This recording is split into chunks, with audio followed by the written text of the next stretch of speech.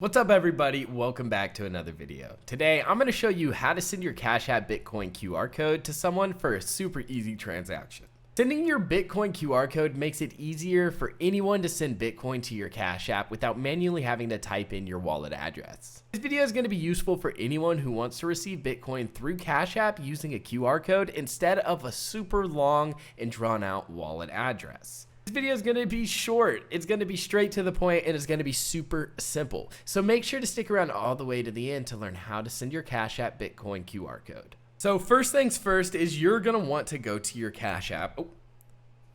First things first is you're going to want to locate your Cash App. Now there's a couple ways of doing this. You can just find it on your home screen, or you could do what I do is just swipe down, type in Cash App, and it will pop right up. And so your home screen might look like mine with $0. If it does, that's okay. You know, I'm a brokey, I'm fine with it, but you're here for an important reason, so you're not going to be a brokey for long. So in order to find your Bitcoin QR code, all you do is go to Bitcoin and you will see the QR code in the top right corner. Now you'll click on that, and don't be fooled because it will pop up your camera, but you just go over to the QR code section, and from there you could just take a screenshot and send it to anybody you want to, or you could just show it to somebody if they're right next to you in order for them to scan it and send you the Bitcoin that you are so much looking for. And there it was. I told you the tutorial was super simple and super quick, but here are some important tips that you could take home with you.